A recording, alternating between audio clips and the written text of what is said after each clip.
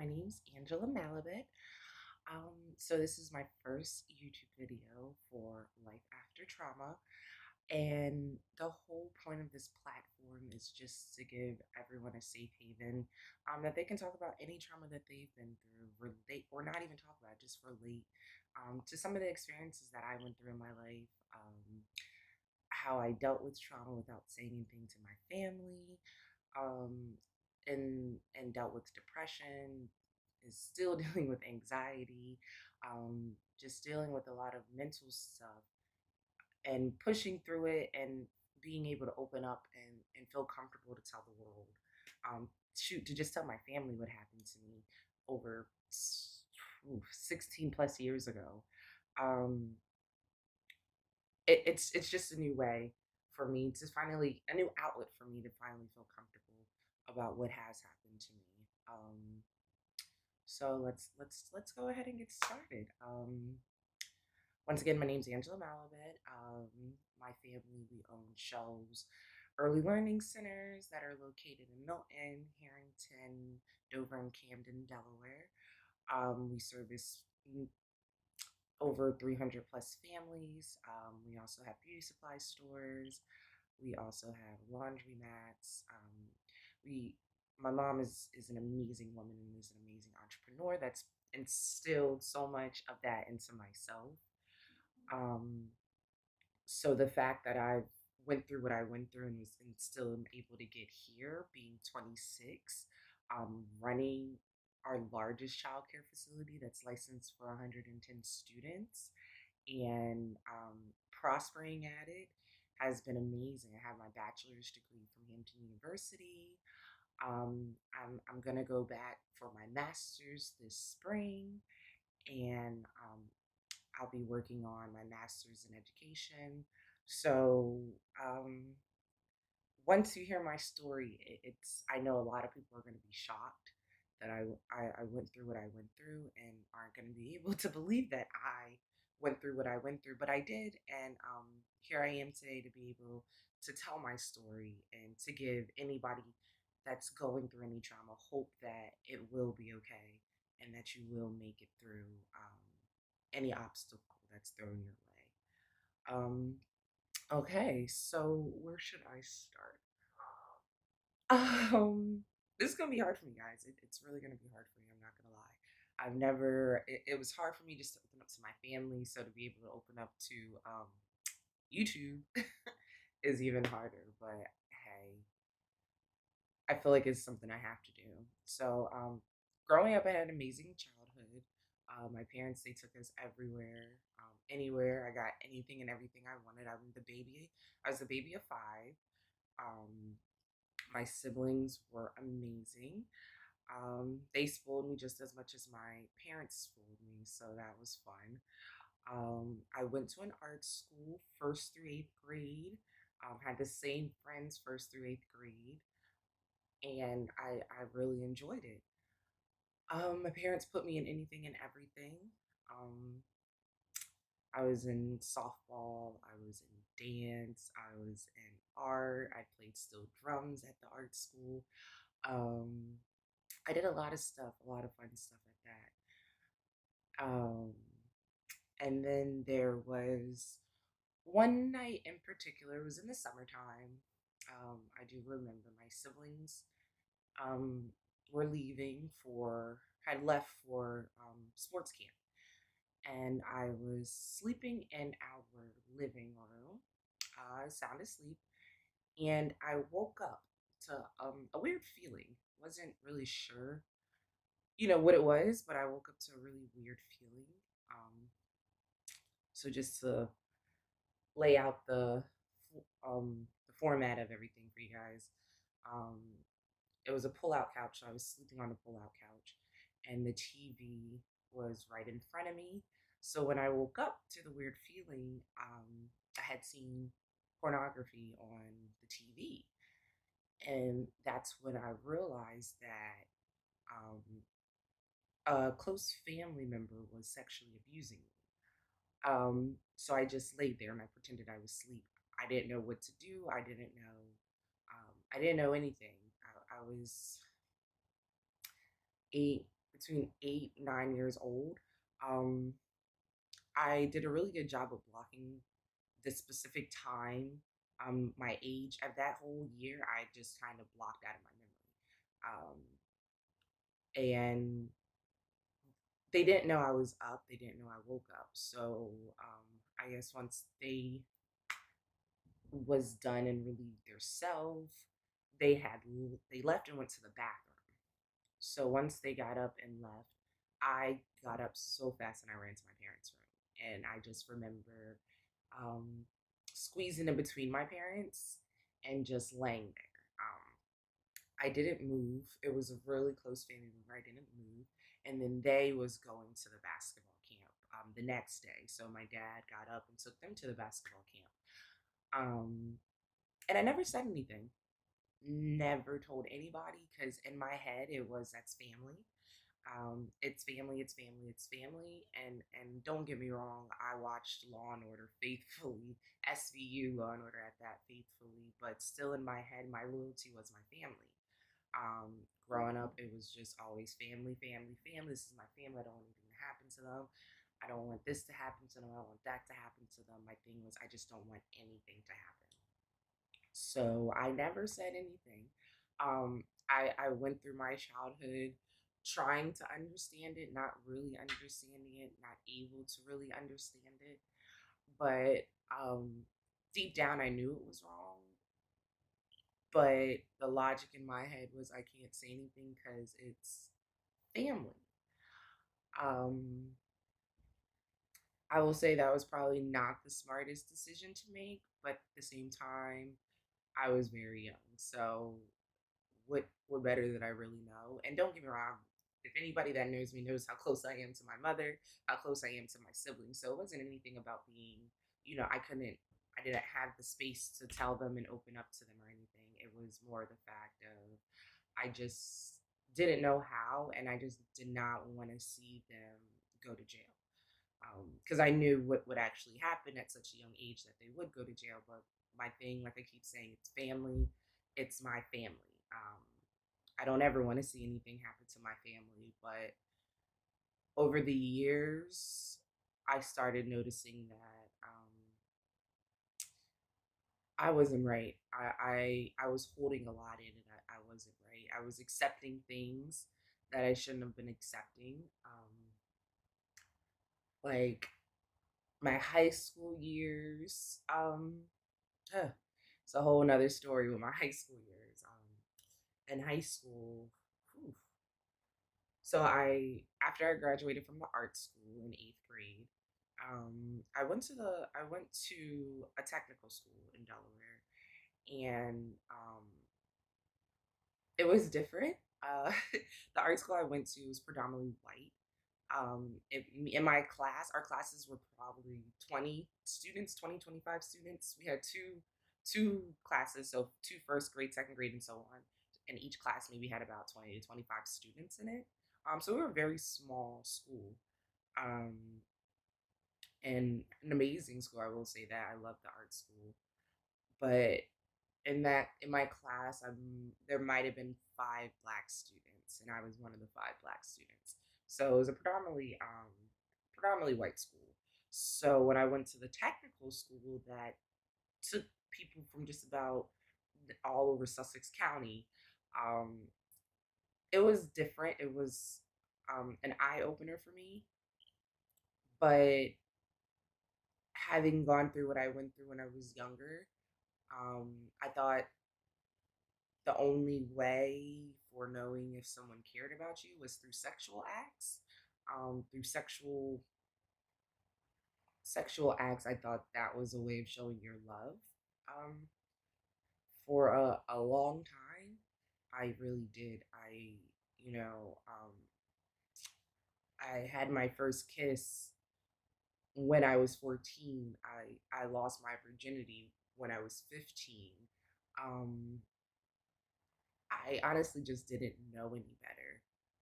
So my freshman year at the technical school, um, it was interesting. It was different for me. Um, I did kind of get picked on a lot. I'm half Puerto Rican, so I'm a very hairy person, and my both sides of my family are very hairy people. So I had a mustache. And my mom was old school. It was, enjoy, your own skin. And when you're old enough, I'll allow you to make that decision. But her thing was enjoy your skin and enjoy who you are in your skin. And I did. As a teenager, it makes you mad. Like, mom, just let me wax it. I had thick eyebrows. Like, let me just wax them, mom, please, please, please. And her thing was enjoy who you are. Like, it doesn't matter. They shouldn't only care about you what physically is attractive. They should be about what's inside. And so don't get me wrong, there was guys I had crushes on, guys that I talked to and stuff like that. But the one guy that I fell my freshman year that I fell head over heels for, he wasn't a good guy for he wasn't a good guy at all. He was a jerk. We were freshmen, so he was a jerk or whatever. But my idea of what love was, because of being sexually abused, um, to me, all the wrong ways of people showing they care about you, in my eyes, was the right ways of people showing they cared about you. So, I, you know, um, he was my first kiss, and I still remember, um, my sophomore year, I lost my virginity in the bathroom at my high school. Um, it was probably the worst experience of my life, the most embarrassing experience of my life. But once again, I thought that was the way, and it wasn't. So after going through, my freshman year of, trying to fit in and try to be within a crowd, and looking for someone that likes me and having a boyfriend, because in high school I was a big say, oh, have a boyfriend freshman year, get a boyfriend. And let's be honest, on top of that, being around black boys, um, gorgeous human beings. So I was head over heels seeing all these fine black boys when I was younger. So freshman year wasn't that bad. I made some cool friends, some had some really cool experiences and stuff. But honestly, going into my sophomore year, I started cheerleading, which was fun. That's when I picked up the cheerleading and doing that fun stuff. But the cheerleading team, they were like a lot faster than me. In high school, they were way more experienced when it came to boys and relationships and stuff. I do remember there was this one girl that I was friends with on the cheerleading team. She taught me a lot about cheerleading, and so that brought us really close. But she was dealing with a guy that was older. Um, and mind you, we're like 15 years old, and he's about 19, 20. So I thought it was cool. Like, oh, oh, you got yourself a grown man. Like, and at 15, it's like, oh my gosh, to have somebody that's 19, 19, 20 years old interested in me. Hey, I must be doing something right, right? Wrong. So wrong. So, I started talking um, to a guy that was about 19 years old, and that was older than me. And this was the beginning of my sophomore year. Um, I was sneaking out. I was, having sex with him. Once again, I'm thinking that, some sexual means you like me, you have feelings for me, all that stuff. And fast forward my sophomore year, um, not even fast forward because I was only there probably until October. And because my mom, I remember the night I snuck out, and when I would sneak out, we had a big house. It was one story, but it was really long. So I'd sneak out through the garage and go through our backyard. Mind you, our backyard was like a good acre. So I had to like run all the way through the backyard and then like jump over the fence and go through the woods to like meet him type ordeal. Um, and I came back from hanging out with him. And mind you, this wasn't the first time I did it. It was probably like sixth, seventh time I had already snuck out. So that, but this in particular time I came back and my mom was up, and she was like, "Where are you? Where was you? You wasn't in your bed. What were you doing?" And I was like, "Oh, I went for a walk." Mind you, it's like 4 or 5 o'clock in the morning. And she knows, anybody that knows me, I don't really like the dark. Honestly, I have to fall asleep with the TV on. I hate the dark. Even just from my trauma, I don't like the dark. I don't like sleeping with the door open. I don't particularly care about anything for the dark. Um, I don't even sleep with my back to the door. It's one of those things from my trauma that I like, I want to hear. If I hear anybody coming through, I'm automatically waking up. And I still do that to my day. Till this day with my boyfriend. He walks into the bedroom and I'm asleep. I wake up and I'm like, oh, okay. And I go back to sleep. Probably something that'll never go away, but, it's okay. So, I try to say that I just went for a walk, this, that, and the third. My mom wasn't buying it. She knew it wasn't true. Um, so eventually I just, I had to be honest. I snuck out, was hanging out with a boy, this, that, and the third. And she was highly upset. My parents were very upset. At this time, my parents were still together.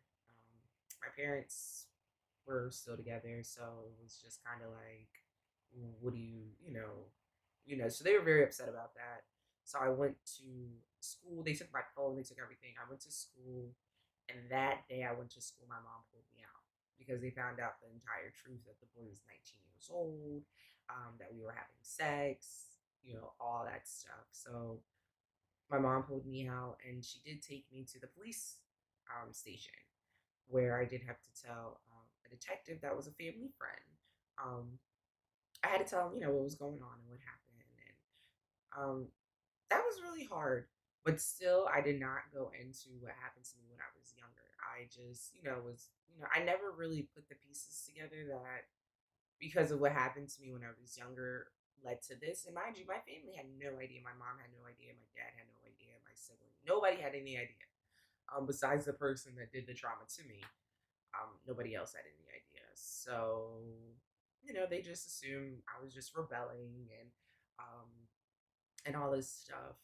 And it was crazy because I didn't find this out until about 3 years ago when my mother told me that the guy that I was messing around with, I just thought he just went away. Like once my parents got in contact with him, he was just like, "Oh, let me leave her alone. Like I'm not getting in trouble over no young girl."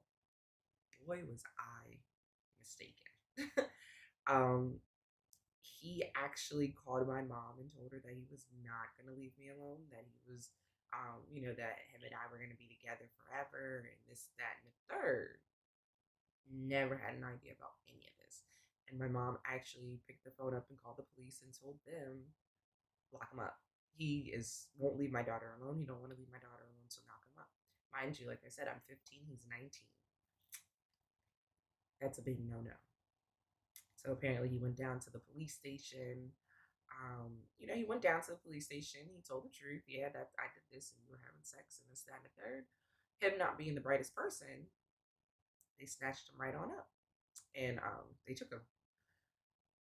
So he became registered and everything because, like I said, I was 15, he was 19, and it was not okay, regardless of what he wanted to think it wasn't okay. Regardless of what I wanted to think it wasn't okay. And I remember my mom told me I needed Jesus, and that's how I ended up at a private Catholic school in Magnolia. I was pissed. When I say I was pissed, I was pissed. Oh my God, I was pissed about it. I was just so mad. Um, because I didn't know nobody. It was my sophomore year. Um, Once again, here I am, one of the in the small classes of 25. I think my graduating class was like 25 or 30 students. I think, and there was probably like, once again, 5 black kids in my graduating class. There was 5 of us. Um, you know, and I was pissed. I just did not see any hope. I just thought this was misery. Um, I really just thought it was misery for me. and it was going to be like the worst experience ever. But honestly, it wasn't. I did, I had a good time actually once I allowed myself to let my guard down and to really start, you know, getting to know the kids that were going there, and just accepting the fact that I'm here. Um, I started enjoying my time. I started focusing back on school and things like that. Got really heavy into sports. Mind you, growing up, my family was sports team. There were so many of us. My parents had the Malabat All Stars. Anybody that knows remembers that's watching that remembers that. We had our own AU basketball team, and my parents would take us and all the kids, that were on the team up to Philly for the weekend to play basketball, New York, Baltimore. We traveled all over, had a great time. So I was always into sports, softball. Always played softball, played little league. Played basketball. Those were mainly my two. It wasn't until I got to high school where I really started enjoying cheerleading. Mind you, I danced at the art school, but I didn't dance outside of school. Outside of school, I didn't have sports at my middle and elementary school, so I did the arts there. So I did dancing and art there, and still drums there, music, and then outside of school, I did my sports, softball, basketball, played that heavy. So when I went to the Catholic school, went right back into my roots, was playing softball, playing basketball. Enjoyed softball a lot. Did really well in softball. Basketball, I did very well in. However, the coach at the time wasn't very fond, and I do specifically remember him saying that he didn't want any black girls to be the reason why they won a championship or why they make it to the finals or anything like that. So once I heard that, and after sitting the bench, mind you, my sophomore year I had to sit the bench because I had transferred in. Okay, cool. Um, and that was a whole backstory to that as well. Mind you, I transferred in because of hanging out with the wrong crowd. Um, However, when certain people hold grudges against your family, especially in Delaware, and they hold a very high stance in certain things, it makes it very hard for you to succeed and level up in sports.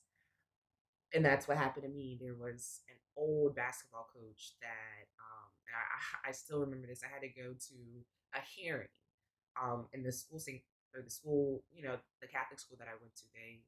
They were amazing. They actually hired an attorney for me, um, to fight for me to be able to play basketball my sophomore year, basketball and softball my sophomore year, because of how they knew about what I had went through at my previous high school, and the reason why I was here had nothing to do with sports. I wasn't even I didn't even think I was that good at sports to really be transferring to a Catholic school to play. Don't get me wrong, I was good, but that's had nothing to do with it. So we had gone to a hearing, and it was, I guess, I can't remember the exact words, but it was like a group of older people, and they made the decision on whether I could play, whether, for me not to be redshirted that year to actually be able to play and stuff like that.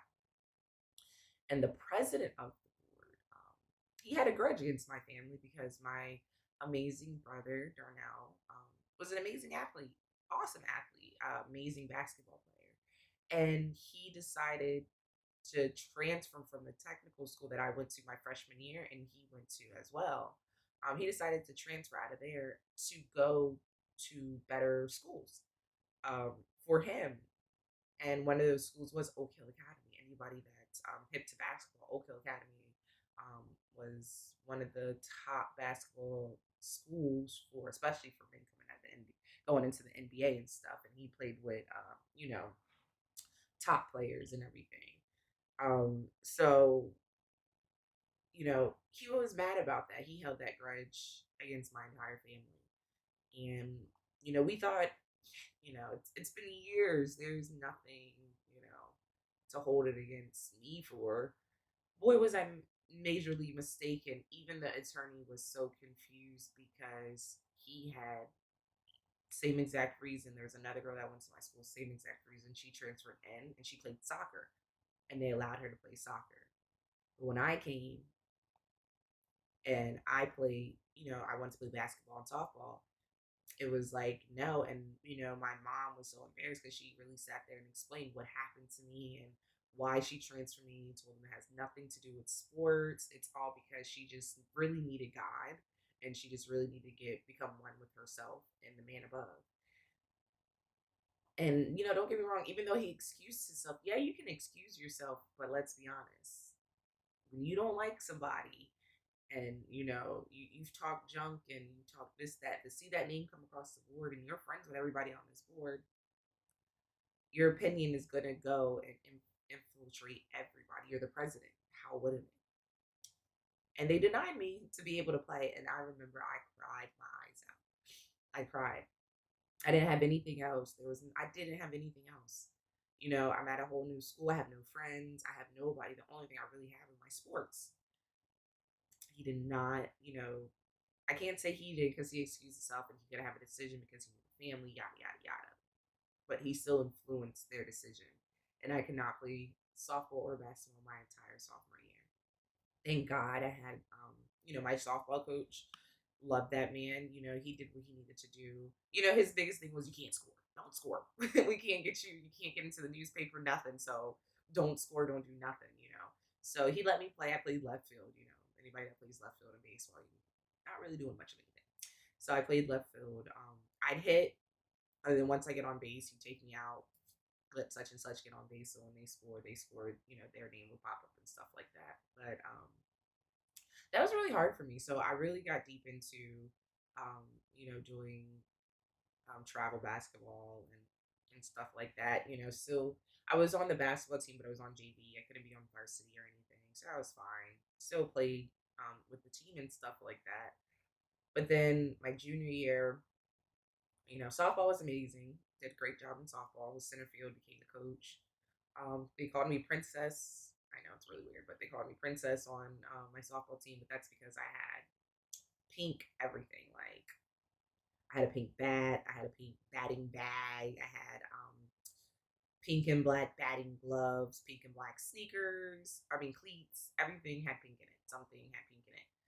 The only thing that didn't have pink in it was my helmet and my glove. My glove. I didn't have a pink glove. I wasn't. I didn't go the extra mile. But when we traveled, I would bring this pink pillow that was a heart and it said princess across it. So it just kind of stuck that I was princess. Um, what else? So then after that, I sat my entire he benched me just about my entire junior year of basketball, mind you. There was girls that played that I was way better in, but once again, let's that was the difference between me and those girls. I was a little too, had too much of a tan on me apparently. So I do remember he told, there's some girls I was friends with, and they came back to me and was like, "You never guess what Coach said," and I'm like, "What did he say?" And it was, he didn't want it to be because of a black girl, of any black girls that he makes to the championship. And I was confused because I'm like, wait, what? Mind you, there was like three of us on the team. Yeah, there was like three of us on the team, but I was probably one of the best on the team. I'm not gonna. Out of the three of us, I was like the best one. So it wasn't like there was a whole squad of us. It was like three of us, and I was like probably I was one of the best ones, and he would not play me. He benched me. I remember we did make it to the first round of states, and the team we was playing, I had played a basketball against them and everything. So I knew their weaknesses. I'm like, oh, let me get into this. We can play. Like, mind you, all black squad that was playing, all black, playing against an all white squad. Mind you, let's be honest, these girls, they was throwing elbows. They was rough. It is what it is. I ain't nothing against that. That's how you play. They was rough. It was Seaford High, and I remember those girls. They could play. They could ball, and they played fair, but they was rougher than what my team was used to. But I was used to it because AU basketball, my squad was another all black team. We all played against each other. We all played, in Salisbury against each other, in Salisbury against each other, in Dover. All those things throughout the summer out in Ocean City. We all were playing against each other, so I was used to that. I was used to it, and he sat me the entire game. I did not play once. He sat me the entire game. He even put a girl that was younger than me in to play, and she did horrible. And he still passed me and just sat me. And after that game, I said, screw it. Screw it. I'm not doing this. So my senior year, I went into cheerleading, and I remember he was upset about that, but I was like, it is what it is. Like, here I am, coach. I mean, I'm a captain. They're actually utilizing what I can do and my technique and everything. And so that's where cheerleading, and I stopped playing basketball. Junior year was my last year playing basketball or whatnot. So sports was kind of, I liked sports, but I just kind of got that bad taste in my mouth from, because I didn't have like the best coaches growing up. Um, so I didn't, sports saved me, but didn't really save me. Um, but you know, I did have a boyfriend in high school. Um, we dated from the time we were 16, um, and was on again and off again throughout college. But one thing I didn't realize with that boyfriend was that, he was always cheating on me, always cheating. I remember this one time he cheated on me. Um, the first time I found out he cheated on me, he told me he cheated on me because I was working too much. Yeah, mind you, but we started dating when I was 16. Mind you, I was only like 17. I was 17 and I was lifeguarding down at Rehoboth. And he told me I was working too much, and the person he cheated on me with was one of his coworkers. So that definitely hit hard. But me, I think sexually, things like that, that's how you show you love somebody. So we was always, being intimate with each other and stuff like that. So he told me, I stayed with him. I thought it was okay, and this, that, and the third. So the first time we got through it, um, and then I remember because it was our senior prom is when I found out. It was my actually we were going getting ready for my senior prom. It was the day before Mother's Day, and we had just left them all and brought both our mothers. What was it? We brought both our mothers Mother's Day gifts, and he, um, a friend at the time called me, and we was in the car together. He was driving my car, called me and was like, "Oh, so did about what such and such did?" And I'm thinking about the first. I'm like, "Oh yeah, I know. Da, da, da. We talked about it." And she was like, "Oh yeah, I talked about it." So I'm like, hold on. What are you talking about?" So she proceeds to explain to me how he slept with the cousin of a girl I hated at a party in his entire classroom. Mind you, he who I was dating went to the technical school. We became friends after I transferred, and we was talking to each other. We became really good friends before we started dating, and then we started dating. So everyone that he was and that was in his class, his senior class with him, everybody knew, but no one told me. Mind you, this girl didn't even go to the school. She went to a different school. She had transferred, but nobody told me. Mind you, I was friends with people that was at the party, and they didn't even tell me. So I swear to God, when I heard that, all I could do was just look at him. And mind you, he did it in front of the entire party. So all I could do was just look at him. I just decked him in the face. Probably not the best thing to do when someone's driving, but that's the only reaction I could have. And he was confused, like, "What are you talking about?" And all I could say was, "So you really cheated on me again?" And he did. And mind you, it was my senior prom that day that I found out. I was taking to drop him off at his house so he can get ready, then go into my house so I can get ready. And we pulled over and we got arguing and stuff. And, that hurt, but like, I was just like, I got to keep going. It's my senior prom. So, I kind of just swallowed it. Um, I just kind of brushed it off. Um, Not really brushed it off. I was still hurt, but I was just like, it's my senior prom. I don't want to go alone. Like, I just didn't want to go alone. Mind you, we had brought his tux. Like, we had did everything for this guy. Um, so I remember I dropped him off and I went to my house and I pretended like nothing happened once again. I just accepted it because I was so used to just accepting trauma My mom didn't know. My sister didn't know that was there getting me ready. Nobody knew because I already knew if I would have told them, they would have been like, "Hey, you don't need to go with him." But I didn't say anything. I wanted to go to my senior prom, so I just got dressed and went to my senior prom and everything. And that was probably like the dumbest thing I could have did.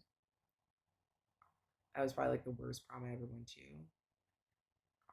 Went to his senior prom and it was the worst experience ever because I didn't trust anybody that was there because I'm like in my head you guys all lied to me, so I really didn't want to be there honestly.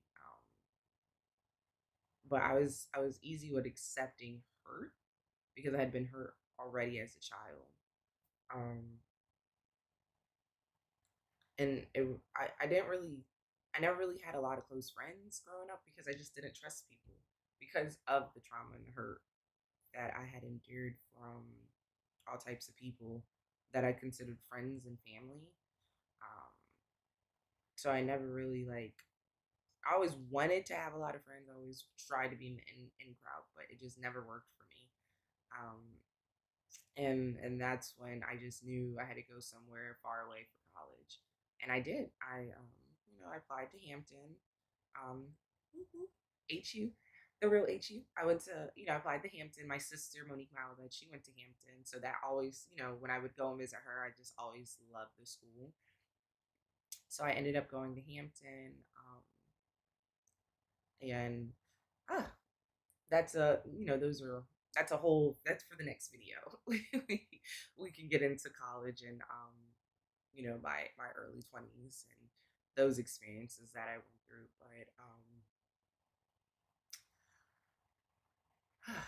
yeah, to be able to come here and just say that I was sexually abused by a very close family member, and I went all those years. I've gone all these years without telling anybody. Um, don't now my family does know.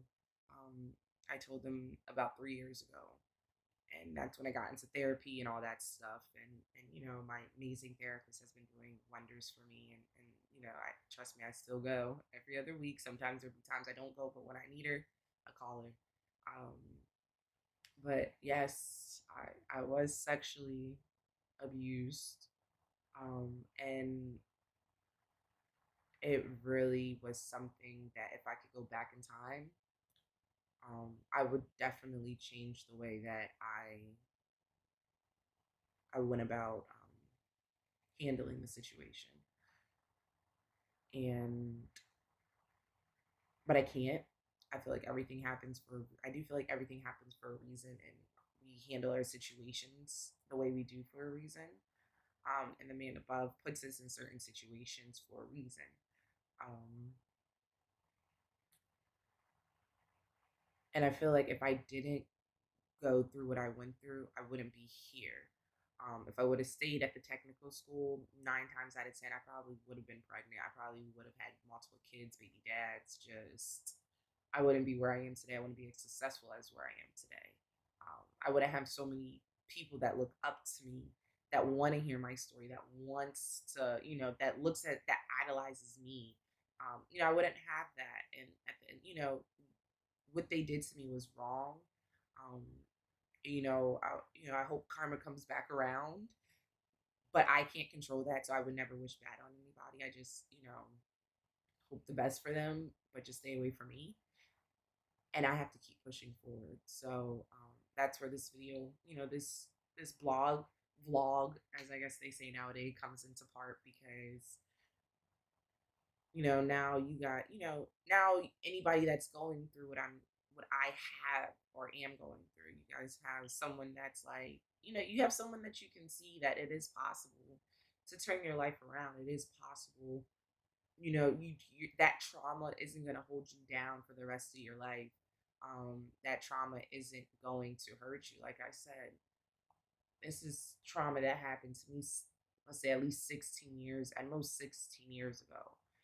And it took me it was 3 years ago that I opened up. So it took 13 years for me to feel comfortable.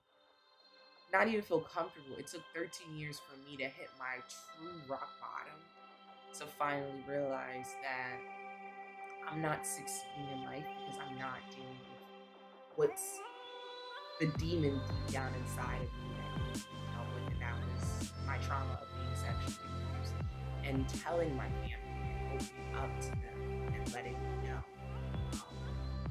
letting them know what happened to me and how I just need them, and I can't hold this secret anymore. And I love my family and my siblings. I thank you guys back. I wouldn't be here without y'all. You guys genuinely helped me realize that even if I don't have anybody, I will always have them. And that, my mom is always going to be here regardless. Whether, my dad's not in my life. He's still alive, but he does not talk to me. He has a whole nother family, and I'm not part of that family. So my mom is my rock. My siblings are my rock. Darnell, Monique, Lynette, Little Mel. That's my family, my amazing boyfriends. You guys have been my rock for me, and I thank you so much. This was hard, guys. This was definitely hard. But it's the first step. This is my first step, and getting back. I'm getting to a different place in life, so it's time for me to start getting back, and this is what I'm really getting back. So, for the next video I do put up, that video is going to be also going to my college years. My college years, my early 20s,